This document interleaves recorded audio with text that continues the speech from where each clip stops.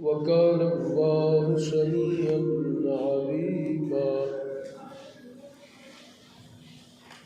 आमन्तु बिल्लाहि सदक़ल्लाहुल अज़ीम व सदक़ रसूलुहुन नबियुल करीमुल अमीन। इन्नल्लाह व मलाइकतहु युसल्लूना अलन नबी या अय्युहल्लज़ीना आमनू सल्लू अलैहि व सल्लिमू तस्लीमा। सारे दिन के बाद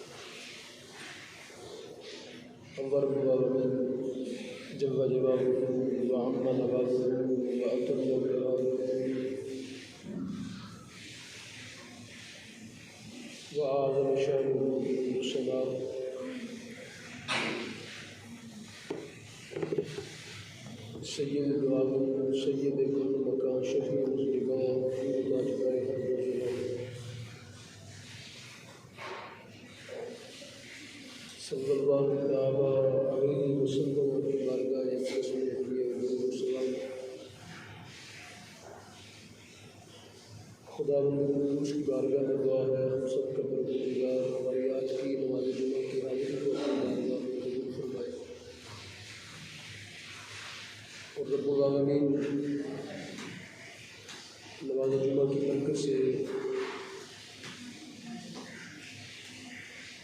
आलम इस्लाम पर जो इस वक्त कड़ा वक्त है इम्तिहान व आज़माइश का परवरदिगार आलम अपने फजल से हुजूर की उम्मत को खड़ा फरमा दे, साबित कदम फरमा दे।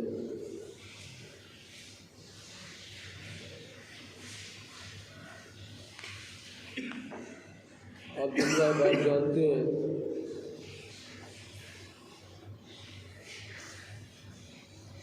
इन हालात के अंदर तकरीर करना और सुनना हर दोनों काम ही बड़े मुश्किल हैं।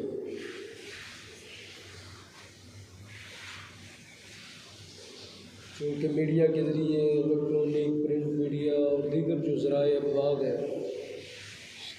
उनके ज़रिए जुमला अहबाब आगाह हैं इस वक्त आलम इस्लाम के अंदर क्या सूरत हाल है, खुसूसन फ़लस्तीन के मुसलमानों के साथ जो कुछ हो रहा है।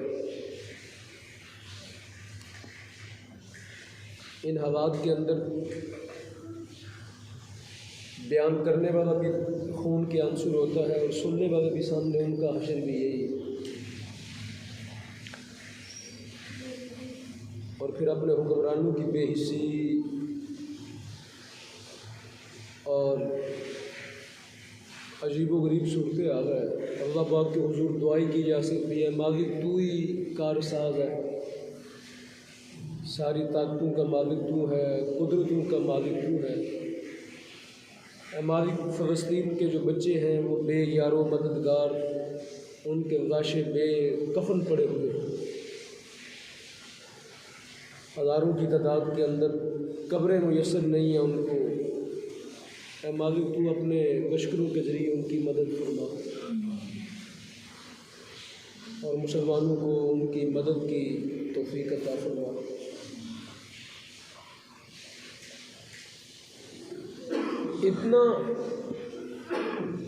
इतना बेहिस्सी का ज़माना कभी आया नहीं मुसलमानों में। बड़े बड़े दौर आए मुसलमानों में मुश्किल वक़्त आए, बड़े मुसलमानों पे गुजर गए।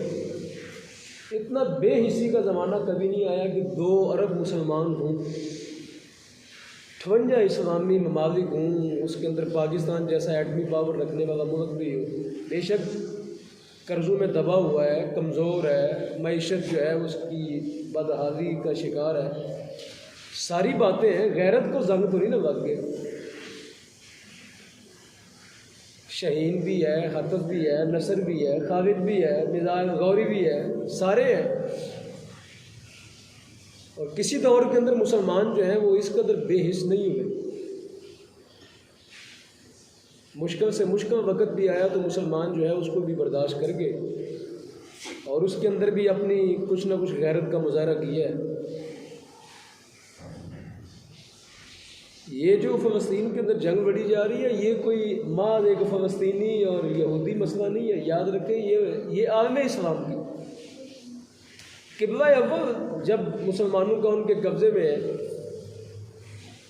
इस वक्त मैं समझता हूँ कि उनके बड़े बड़े ब्रांड है ना इस वक्त चल रहे इसराइल के, जिनको हम खाए बगैर हमारा गुजारा नहीं होता, कोक पिए बगैर हमारा गुजारा नहीं होता, पेप्सी पिए बगैर, मिरिंडा पिए बगैर हमारा गुजारा नहीं होता, मैकडॉनल्ड खाए बगैर हमारा गुजारा नहीं होता। और भी रेज़ हैं और बड़ी बड़ी उनकी प्रोडक्ट हैं जो इस वक्त पाकिस्तान में आम बिक रही हैं।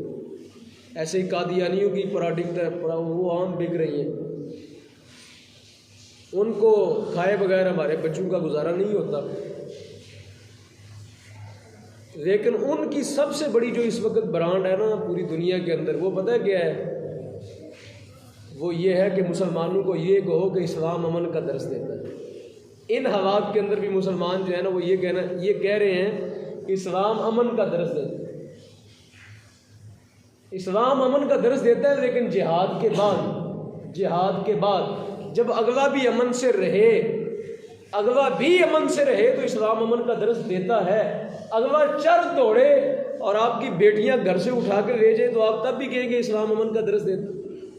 एक बंदा आपके घर से आपकी बेटी उठा रहा है, आपकी बहन को उठा कर लेके जा रहा है और आपके घरों के अंदर वो इस्मत दर्री करना चाहता है और आगे सामने बंदा बैठा कहता है इस्लाम अमन का दर्स देता। उस वक्त तो किसी को हमें याद नहीं आता, उस वक्त तो अपने घरों के हथियार सारे बंदे बाहर निकाल देते हैं कि इसने मेरी इज्जत पे हाथ डाला है। तो जब क़िबला अव्वल उठ रहा है तो कल कला इन हुक्मरानों से क्या उम्मीद है कि कल कला जब काबे के ऊपर हमला होगा, अल्लाह माफ़ करे, हाकिम बदहन मेरे मुंह में खाक, कल जब काबे के ऊपर हमला होगा तब भी लोग यही कहेंगे इस्लाम अमन का दर्स दे। तो इसलिए सामीन मोहतरम, इस्लाम अमन का दर्स देता है उस वक़्त जब अगला भी अमन से रहे। इस्लाम अमन का दर्स देता है उस वक़्त जब अगला बंदा भी जो है वो इस्लाम के मानने वालों का हया करे। लेकिन जब कोई अगला चढ़ दौड़े तो फिर इस्लाम अमन नहीं, फिर इस्लाम कहता है जिहाद। ये जो महीना चल रहा है ना, ये जो महीना, इसका नाम क्या है? रबीउल सानी। इस महीने का नाम क्या है? रबीउल सानी। किसी दोस्त ने, बाकी किसी ने, कई दोस्तों ने सोशल मीडिया के ऊपर पोस्टें बना के चाड़ी। तो इसी माह मुक़द्दस के अंदर हज़रत गौस पाक गौसुल आज़म सच्ची सरकार रहमतुल्लाह ताला आपकी बड़ी 11वीं शिफ़ी होती है। यही जो महीना है रबीउल सानी शरीफ का, तो इस माह मुक़द्दस के अंदर आपका विसाल बाकमाल है। किसका? हज़रत गौसुल आज़म पीराने पीर दस्तगीर हज़रत शेख अब्दुल कादिर जिलानी रहमतुल्लाह ताला रज़ियल्लाहु ताला अन्हु, हमारे जो है ना वो सरों का ताज है। उनकी नज़ान पाक की जो खाक है, हम उसको अपनी आँख का सुरमा बनाना क्या समझते हैं? अपने लिए बाइस इज़्ज़त समझते हैं कि वो अल्लाह रब्बुल आलमीन के औलिया में से अजीम मकाम रखने वाले आरिफ बिल्लाह है। उम्मत पर बड़े एहसान है। मोहिउद्दीन उनका लक़ब है। क्या उनका लक़ब है? मोहिउद्दीन का माने दीन को ज़िंदा करने वाला। मोहिउद्दीन किसे कहते हैं? दीन को, यानी जब नबी अलैहिस्सलाम की सुन्नत मिटती जा रही थी, जब सरकार दो आलम की सुन्नत को मिटाया जा रहा था, तो हज़रत शेख अब्दुल कादिर जिलानी आए और आके आपने अल्लाह के दीन को फिर से ज़िंदा कर दिया और हुजूर की सुन्नत को फिर से लोगों के दिलों में इश्क पैदा फरमा दिया।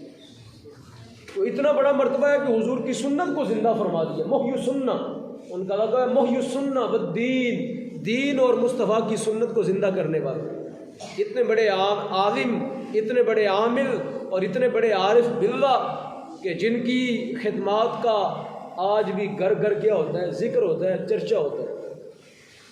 तो दोस्तों ने ना वो पोस्टें बना के चढ़ी कि इस माह मुक़द्दस का नाम है रबीउल गौस।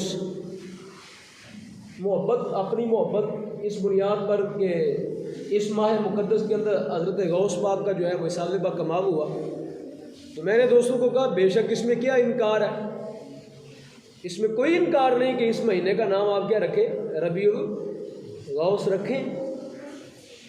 इस रबीउल सानी को आप रबीउल गौस कह दें तो इसमें क्या हर्ज है, दुरुस्त है ये कहना दुरुस्त है। लेकिन मैंने कहा इससे भी एक बड़ी बात ना बताऊं आपको कि इस महीने का नाम क्या रखो। इस महीने का नाम रखो ग़ज़वाए गाबा, माहे ग़ज़वाए गाबा, या इस महीने का नाम रखो माहे ज़ीक़र्द। अब लोगों ने पूछा ये क्या है जी, मैंने वो बना के ना चढ़ी ऊपर, मैंने भी एक पोस्ट बना के चढ़ी, मैंने कहा ये नाम रखो इस महीने का, माहे ग़ज़वाए गाबा, माहे ज़ीक़र्द। तो अब चूँकि हम इस्लामी तारीख़ से हम वाकिफ़ नहीं है, यही हमारी सबसे बड़ी कमज़ोरी है कि हमें इल्म नहीं है। अगर इल्म हो जाए तो फिर हम कुछ चीज़ों को समझना हमारे लिए आसान हो जाएगा। हालांकि ये रसूल करीम सल्लल्लाहु अलैहि वसल्लम की ज़िंदगी के अंदर सरकार ने ग़ज़वा मढ़ा था, ये उसका नाम है। सरकार दो आलम बनफ्स नफीस इस ग़ज़वा में शरीक हुए और उसका नाम है ग़ज़वाए गाबा। उसका नाम क्या है, ग़ज़वाए गाबा। अब मदीना पाक जो लोग जाते हैं ना, शायद उन्होंने देखा हो मदीना पाक के इर्द गिर्द एक जंगल है जिसका नाम है, एक जंगल है जिसका नाम है गाबा। पता नहीं आप में से किसी बंदे को शायद कभी तारुफ हो। मदीना पाक के इर्द गिर्द जो है ना, थोड़ा आगे जाएं तो ये एक जंगल है जिसका नाम है गाबा। और वैसे गाबा का माना होता है बहादुर। गाबा का माना क्या होता है, बहादुर। वहाँ नबी अलैहिस्सलाम के ऊँट चरा करते थे, जो बैतुल माल के ऊँट होते हैं ना, माल गनीमत के अंदर जो ऊँट आते, तो सरकार दो आलम ने उस जंगल में भेज दिए थे और एक सहाबी रसूल को वहाँ पे उनके पीछे लगा दिया कि आप इनको चराया करो, आप इनको चराया करो। और सरकार दो आलम की ऊँटनियाँ वहाँ थीं जिनका दूध आता था, रोज़ दूध दो के उनका तो मदीना पाक में लाया जाता था। सरकार दो आलम पेश फरमाते मुसाफिरों को, गुरबा को, मसाकीन को, यतीम, दूध आता उनका। तो वहाँ सरकार दो आलम की ऊँटनियाँ थीं गाबा जंगल के अंदर, और इसी का नाम है ग़ज़वाए ज़ीक़र्द, जो इस महीने के अंदर बढ़ा गया, रबीउल सानी के अंदर। तो उसकी तारीख़ ये है कि नबी अलैहिस्सलाम की वहाँ ऊँटनियाँ थीं, तो एक सरदार था जाहवी ज़माने के अंदर, नबी अलैहिस्सलाम के ज़माने में काफिर था, उसने हमला कर दिया। उसने हमला किया और रसूल करीम की 40 ऊँटनियाँ, 40 के करीब जो है वो ऊँटनियाँ थीं या 20 के करीब थीं, वो उनको हाँक के ले गया। और जो नबी अलैहिस्सलाम का चरवाहा था, जो साहबी थे वहाँ ऊँटनियाँ चराते थे, उनको कत्ल कर दिया, उसने कत्ल कर दिया। और एक खातून थी, उनको भी वो बांदी बना के, तो उनको भी अगवा करके उनको भी ले गए। जब रसूल करीम अलैहिस्सलाम को ये खबर मिली ना कि हमारी ऊँटनियाँ, मुसलमानों की ऊँटनियाँ जो है, कोई बंदा आया है और वो हमला करके, अगवा करके और एक मुसलमान को कत्ल करके, एक मुसलमान को कत्ल करके और हमारी ऊँटनियाँ भी और एक खातून को अगवा करके तो वो ले गया। तो रसूल करीम के एक सहाबी थे जिनका नाम था हज़रत सलमा बिन अकवा। हज़रत सलमा ये नाम था उनका। उनके पास एक तेज़ रफ्तार घोड़ा था, उन्होंने अपने गुलाम को दिया, उन्होंने कहा ये घोड़ा ले जाओ और जाके रसूल करीम अलैहिस्सलाम को ख़बर करो, मैं इनका पीछा करता हूँ, मैं अकेला ही इनका पीछा करता हूँ, तुम जाओ मदीना पाक के अंदर रसूल करीम अलैहिस्सलाम को जाके ख़बर करो कि सरकार दो आलम को बताओ जाके ये वाक़या पेश आ गया। तो वो जो थे साहबी दूसरे वो चले गए उधर और उन्होंने उनका डाकुओं का पीछा करना शुरू कर दिया। तो नबी करीम अलैहिस्सलाम के पास जब ये खबर पहुंची ना, मैं बताने लगा हूँ, तारीख़ इस्लाम बताने लगा हूँ आपको। जब रसूल करीम, ये इस वाक़या की निस्बत है आज के वाक़यात के साथ, इस वाक़या की निस्बत है आज के फ़लस्तीन के वाक़यात के साथ, कि जब नबी अलैहिस्सलाम को खबर पहुंची तो सरकार दो आलम ने मदीना पाक के अंदर जो है वो असहाब रसूल को जमा किया। सीरत की किताबों में आता है 500 या 700 के करीब लोग जमा हो गए और रसूल करीम अलैहिस्सलाम ने उनका लश्कर तैयार फरमाया और नबी करीम अलैहिस्सलाम उन ऊँटनियों के लेने के लिए और जो मुसलमान को कत्ल किया गया उसका बदला लेने के लिए और जो औरत अगवा की गई सरकार दो आलम उसको वापस लेने के लिए नबी करीम अलैहिस्सलाम ने क्या किया, उनका पीछा किया। किस महीने में? इस महीने रबीउस्सानी के महीने, रबीउस्सानी के महीने के अंदर रसूल करीम अलैहिस्सलाम ने क्या किया, उनका पीछा किया। अपने असहाबे रसूल के साथ मिल के उनका पीछा किया। क्या लिया जाए? उनसे अपनी ऊँटनियाँ वापस ली जाए। क्या ली जाए? उनसे अपनी ऊँटनियाँ, उनसे जो मुसलमान को कत्ल करके गए हैं उसका बदला लिया जाए और जो औरत को अगवा करके ले गए हैं मुसलमान औरत को, वो औरत वापस लाई जाए। रसूल करीम अलैहिस्सलाम खुद उनके पीछे बनफ्से नफीस, नबी करीम अलैहिस्सलाम खुद उस लश्कर का हिस्सा बने और उस गज़वे के अंदर सरकार दो आलम शरीक हुए और असहाबे रसूल नबी अलैहिस्सलाम के साथ चले और वो सरकार दो आलम ने क्या किया, उनका पीछा किया। तकरीबन 35 किलोमीटर 35 मील के करीब 35 मील वो दूर जा चुके थे कि रसूल करीम अलैहिस्सलाम ने उनको जाके पकड़ लिया। 35 मील का वो फासला। और मज़े की बात यह है कि वो जो असहाबी रसूल थे ना, जो हज़रत सलमा, वो जो अकेले सहाबी थे, उस अकेले सहाबी ने उन जितने डाकू थे ना उन सबको ज़ेर सरकार दो आलम के आने से पहले ही ज़ेर कर दिया था और रसूल करीम की ऊँटनियाँ उनसे वापस ले ली थी। वो जो डाकू थे वो निचली तरफ थे और जो सहाबी रसूल थे वो पहाड़ के ऊपर थे। वो ऊपर से तीर मारते उनको, उनके पास छुपने की जगह कोई नहीं थी। वो सरकार की ऊँटनियाँ भी छोड़ दी उनने और 30 के करीब चादरें भी और अपने नेज़े भी छोड़ के वहाँ से भाग गए कि ये बंदा तो बाज नहीं आ रहा, इनका निशाना ही बड़ा पक्का है। तो वो ऊपर से तीर मारते और वो नीचे से जो है ना, एक अकेले बंदे ने, अकेले सहाबी रसूल ने जो है वो रसूल करीम का सारा माल उनसे वापस ले लिया और उनके बंदे भी मार दिए। अकेला एक सहाबी रसूल जो है वो कितने लोगों के मुकाबले खड़ा हो गया। जब रसूल करीम वहाँ पहुँचे तो वो सहाबी रसूल सरकार की ऊँटनियाँ लेके वापस आ रहे थे। वो रसूल करीम की ऊँटनियाँ लेके क्या आ रहे थे? वापस आ रहे, अकेला सहाबी रसूल। तो सामीन मोहतरम, आज के वाक़या के साथ निस्बत किया है इसकी। और इस महीने का नाम जो रबीउल गौस कहते हैं वो भी ठीक है, लेकिन इस महीने का नाम ये बाबा रखा जाए, कौन सा? माह ग़ज़वतुल ग़ाबा। तो ये नाम रखने से क्या होगा? मुसलमान बच्चों को अपनी तारीख से पता चलेगा कि इस महीने के अंदर रसूल करीम सल्लल्लाहु अलैहि वसल्लम ने अपने माल का दिफा करने के लिए, अपने माल का, जब आपकी सरजमीन पे कोई हमला कर दे, जब आपके माल को कोई लूटना चाहे, जब आपके मुसलमान कोई कत्ल कर दे, जब आपकी औरत को कोई अगवा करना चाहे, तो खुद रसूल करीम क्या करते हैं? उसके पीछे निकल पड़ते। और आज के 58 इस्लामी ममालिक को ये हया ही नहीं आ रही। ये क्या, किसकी आवाज़ आ रही है? इनको उठा के अंदर भेज दो, छोड़ो इनको अंदर।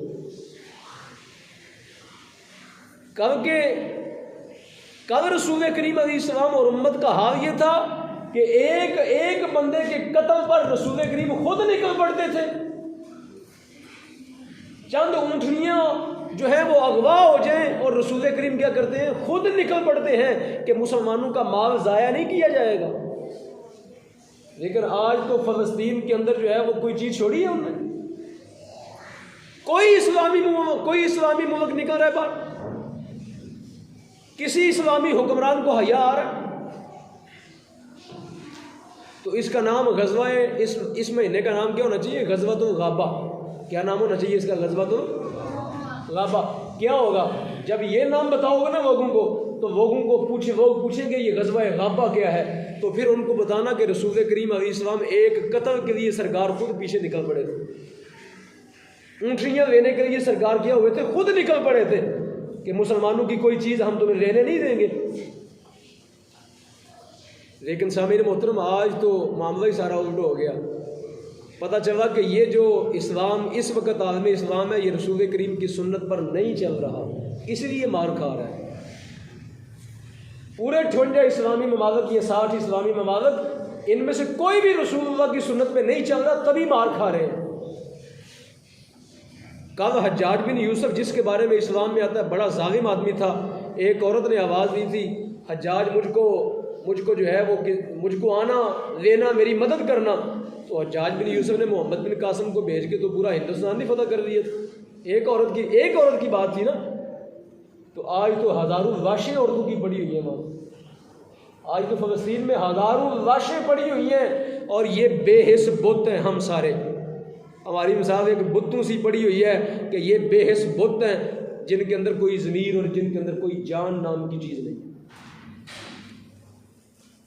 और कहने को हम कहते हैं हम एटमी पावर हैं, और दूसरा कहता है सऊदीया, वो कहते हैं खादिमुल हरमैन हैं, हम सबसे बड़े इस्लाम के खादिम हैं। और तीसरा बंदा कहता है, मुझको एक बंदे यहाँ पे एक बुजुर्ग आए हाजी साहब मेरे पास, तो वो 35 साल सऊदीया रह गया है। मुझे पता क्या कहते हैं सऊदीया पे अल्लाह बड़ा राज़ी है। मैंने कहा क्या हाजी साहब मसला क्या है, आपको कैसे पता चला रब बड़ा राज़ी है? तो कहते हैं उनके पास तेल के कुएँ हैं, उनके पास महल्लात हैं, उनके पास वहाँ आवाम के पास ज़रूरियात ज़िंदगी हैं, वहाँ बड़ी बड़ी उनके पास जो है ना वो हर चीज़ है। तो मैंने कहा वो फ़लस्तीन वाले साथ लुट रहे हैं, तो इनके अंदर तो गैरत ही कोई नहीं। आप कहते हैं अल्लाह राज़ी है इन पे कहाँ अल्लाह राज़ी है कि जो इतना बेहिस हो जाए। हमसायों के तो कुछ हकूक़ होते हैं, चलो वो तो है ही मुसलमान ना, एक आम काफर हमसाया हो तो उसका भी कोई ना कोई हक होता है। वो तो हैं भी अरब, वो तो हैं भी क्या, उनकी कौम है, अपनी कौम है, अरब कौम है, सारी अरब कौम है। हम तो हैं ही अजम ना, हम तो आते ही अजम के अंदर हैं। हमें तो वो दूसरे दर्जे का मुसलमान मानते हैं। पता है अरब लोग हमें दूसरे दर्जे का मुसलमान मानते हैं। जो अरब लोग हैं ना वो हमें वो कहते हैं ये दूसरे नंबर, ये दो दूसरे दर्जे के मुसलमान हैं, असल मुसलमान हम हैं।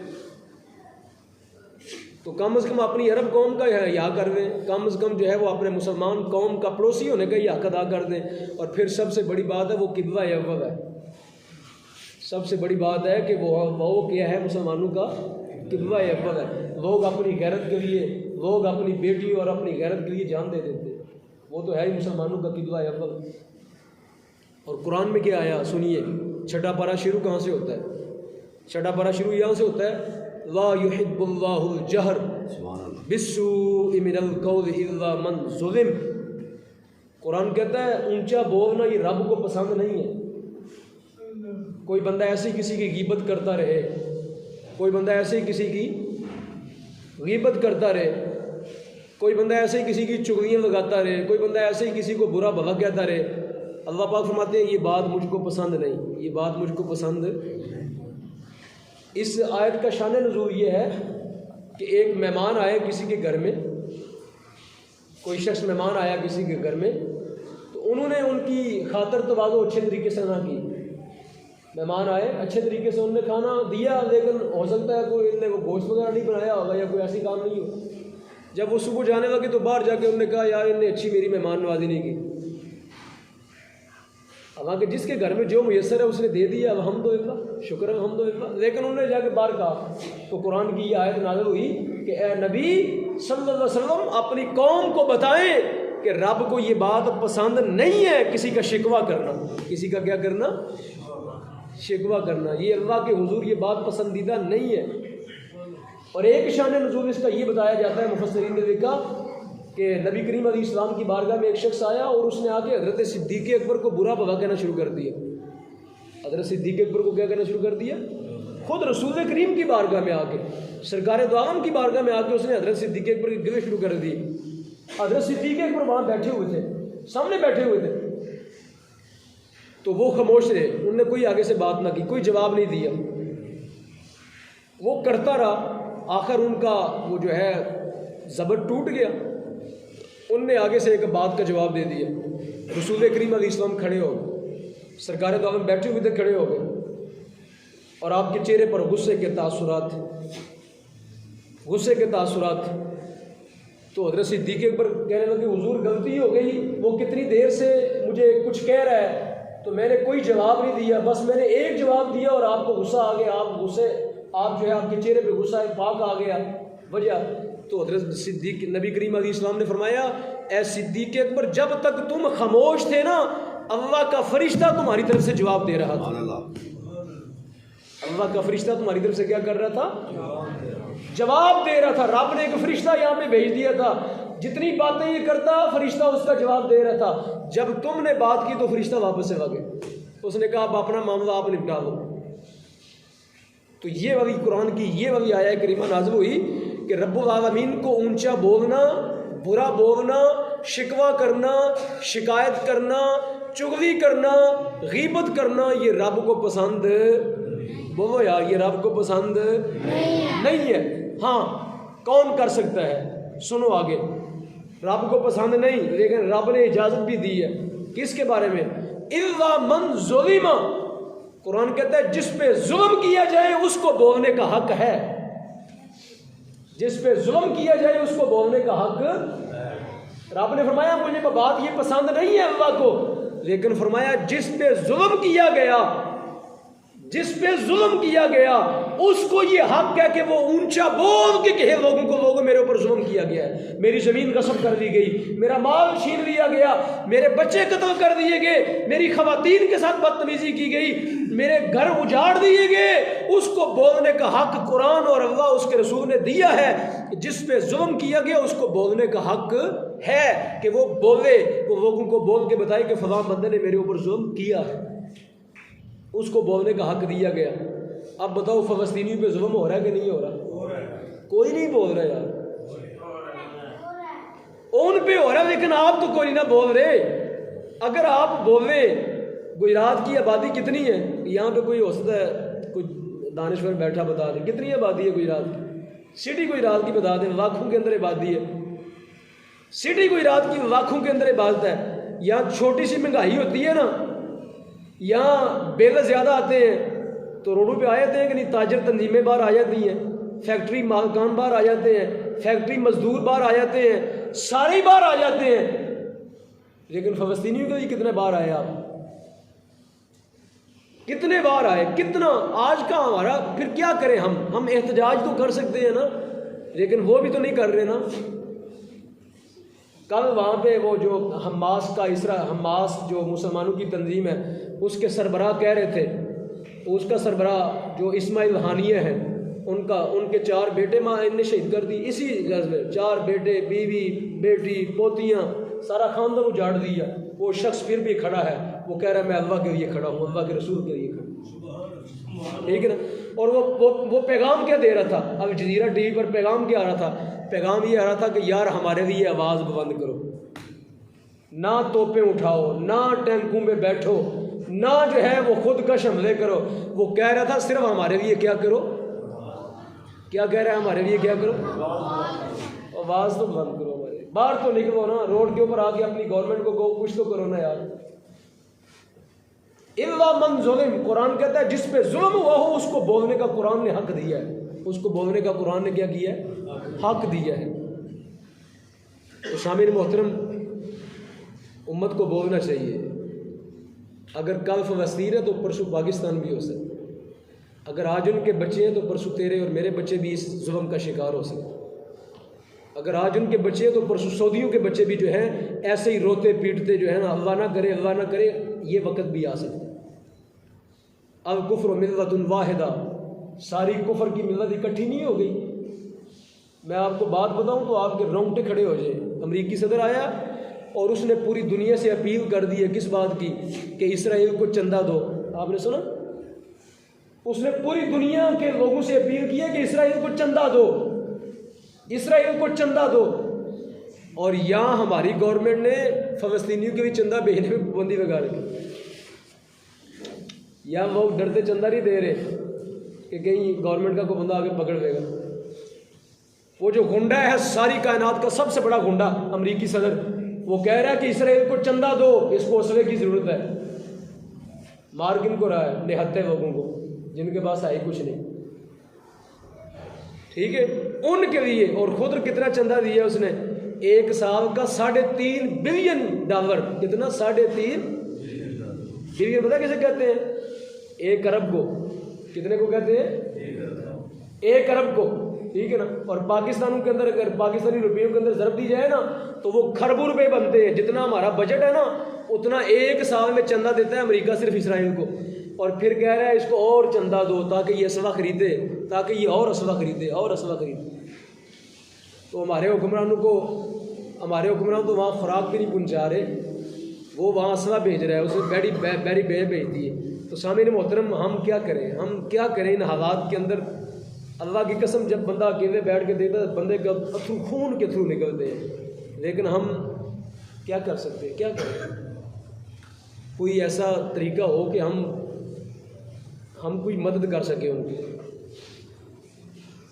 बस हम फिर यही कर सकते हैं कि बाहर निकले, एहतजाज करें, बाहर निकले और क्या करें, और अपनी गवर्नमेंट को कहें कि आप कुछ करो यार, मदद करो, कुछ करो, मदद करो उनकी यार, कुछ करो, मदद करो यार, अल्लाह के लिए मदद करो उनकी। अगर नहीं करोगे तो बहुत जो है ना, वो 23 लाख बंदा है वो मारने के ऊपर तुला हुआ है। 23 लाख फ़लस्तीनी मार देगा, वो सारे के सारे मार देगा। जुल्म की इंतहा देखें कि 800 बंदा अस्पताल के अंदर मौजूद है जिनकी टांगें पहले ही कटी हुई हैं, किसी का चेहरा उड़ा हुआ है, किसी की आंखें पहले निकली हुई हैं, किसी के हाथ कटे हुए हैं। वो अस्पताल के अंदर दवाई लेने गए हैं और उसने अस्पताल के ऊपर बम फेंक दिया। सारे के सारे अंदर 800 बंदे ही मार दिए, डॉक्टर भी मार दिए, नर्सें भी मार दी, सब मार दिए। इन हालात के अंदर कोई ना गौरी जा रहा है, ना शहीन जा रहा है, ना हदफ जा रहा है। बस 23 मार्च को नुमाइश करो इनकी, 23 मार्च को नुमाइश करो इनकी, दिखाओ लोगों को हमने बना दी है ये हमारे पास असला मौजूद है, लेकिन मुसलमानों के लिए नहीं, किबला अव्वल के नहीं, बस 23 मार्च को नुमाइश करने के लिए। और कितने जुल्म की बात है। एक ट्रैफिक के एसपी साहब है, पता नहीं वो एक ऑफिसर है, आपने देखी उसकी वीडियो देखी होगी, कोई ट्रैफिक पुलिस के ऑफिसर हैं, उन्होंने कहा यार हम ट्रेंड लोग हैं। उनने वीडियो बनाई, इसमें मौजूद है, उनने वीडियो बनाई, उन्होंने कहा हम ट्रेंड लोग हैं, पाकिस्तान को चाहिए, पाकिस्तानी हुकूमत को कि हमें वहाँ भेजिए। उसको पकड़ के नौकरी से निकाल दिया, उसको नौकरी से पाकिस्तानी हुकूमत ने निकाल दिया। तेरी जुर्रत कैसे हुई बोलने की, तू बोला क्यों है? तू पाकिस्तानी गवर्नमेंट का नौकर हो के, सर्वेंट हो के, और तेरे अंदर अभी इतनी आवाज़ बाकी है, तूने बोलने की कोशिश कैसे की? उसको नौकरी से फारग कर दिया। जब इतना खौफ होगा गवर्नमेंट के मुलाजिमीन पर तो वो सच बोलेंगे, वो बात करने की जुर्रत कैसे करेंगे? वो कहेंगे चुप कर जो चुप, या नौकरी बचाओ, मुसलमान मरते हैं तो मरते रहे। तो सामीन मोहतरम, ये हालात हैं हमारे हुक्मरानों के, ये हालात हैं हमारे हुक्मरानों के। एक यहाँ के किसी दोस्त ने मुझको वीडियो भेजी, एक अरब जो है ना, वो ये मुत्तहिदा अरब अमारात के अंदर, ये दुबई के अंदर, वो एक दुबई का शेख है, वो एक यहूदी के साथ डांस कर रहा है। उधर फ़लस्तीनी मर रहे हैं और वो उनके साथ वो बाहों में बाहें डाल के ना तो वो रक्स कर रहा है उसके साथ। इतने भी बेगैरत तो मुसलमान कभी किसी ज़माने के अंदर नहीं हुए थे यार, इतने बेगैरत तो कभी मुसलमान नहीं हुए। इस कदर तो कभी इन्हितात और जवाल नहीं आया था मुसलमानों को, इस कदर कभी भी मुसलमान इतने जो है वो गिरे हुए नहीं हुए। लेकिन आज कोई मुसलमान उनकी मदद नहीं कर रहे। तो क्या अल्लामा इकबाल ने कितनी खूबसूरत बात की थी, उन्होंने कहा अफसोस सद अफसोस, ये इकबाल ने कहा था, इकबाल ने कहा अफसोस सद अफसोस कि शहीना बना तू, अफसोस सद अफसोस के शहीना बना तू, कि तुझको बाज बनना नसीब ही नहीं है, शहीन बनना नसीब ही नहीं है तुझको। देखे ना तेरी आंख ने फितरत के इशारात, उसने कहा ना शहीन बनना तुझको नसीब हुआ, ना ऊपर उड़ा, ना तेरी परवाज़ बुलंद हुई, ना तुझे अल्लाह की कुदरत नजर आई, ना तुझे जब तू अपने घर से निकलता तो फिर खुदा के नज़ारे देखता ना, घर से निकलता तो फिर बदर की तरह तेरी मदद भी आ जाती, फिर अल्लाह के फरिश्ते भी नाज़िल होते। जब घर से निकलते हैं तो मदद आती है ना, घर बैठे बिठाए मदद तो नहीं आती ना। जब मैदान बदर सजता है तो फिर क्या होता है, अल्लाह के फरिश्ते भी क्या होते हैं, नाज़िल हो जाते हैं।